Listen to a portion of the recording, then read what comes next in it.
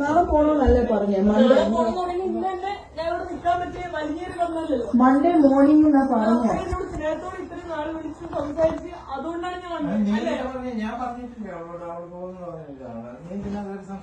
കയറി സംസാരിച്ച് എന്റെ അപ്പനും അമ്മയും ഒരു കാര്യം പറയുമ്പോ അത് എന്റെ ഉത്തരവാദിത്തം വെച്ച് ഞാൻ അപ്പച്ച വേണ്ടാത്ത പ്രശ്നം ഇവിടെ ഉണ്ടാക്കില്ല. ഇപ്പൊ പോണോന്ന് ആരും ഇവിടെ പറഞ്ഞില്ല. ഇന്ന് പോണെന്ന് പറഞ്ഞിട്ടില്ല, നാളെ പോണെന്നാ പറഞ്ഞു. നാളെ പോണോന്നല്ല പറഞ്ഞേ, മൺഡേ മോർണിംഗ് പോണോന്നാ പറഞ്ഞു. അങ്ങനെ പോകാൻ പാടില്ല. എനിക്ക് മനസ്സിലായി. ഞാൻ ആദ്യമായിട്ടല്ല ട്രാവൽ ചെയ്യുന്നത്. ഇതന്നെ 41ാമത്തെ രാജ്യമാണ്. നിങ്ങളെല്ലാം വീഡിയോ കാണുന്നല്ലേ ഞാൻ എവിടെയൊക്കെയാ താമസിക്കുന്നത്, എന്തൊക്കെയാ ചെയ്യുന്നത്. അല്ലാണ്ട് ഇവരൊക്കെ ലോകം കാണാത്തവരല്ല ഞാൻ. ലോകം ഞങ്ങളാരും ലോകം കാണാതിരിക്കുന്നില്ല. നാളെ പോകുന്നു ഞാൻ അവരോട് പറഞ്ഞു. ഞാൻ ഓൾറെഡി പറഞ്ഞായിരുന്നു എനിക്ക് ഫ്ലൈറ്റ് ഉണ്ട്. ഞങ്ങൾ പോകണമെന്ന് പറഞ്ഞില്ല.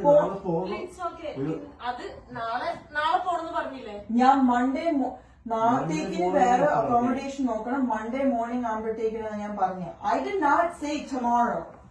Do not try to. Yeah, അതിന്റെ അർത്ഥം എന്തുവാ? എനിക്ക് നിങ്ങളുടെ നാട്ടിലുള്ള രീതിയിലല്ല ഞാൻ സംസാരിക്കുന്നത്. എന്റെ അപ്പനും അമ്മ എന്നെ സ്കൂളിൽ വിട്ട അതുപോലെയൊക്കെയാണ് ഞാൻ സംസാരിക്കുന്നത്. Do not disrespect me in my home.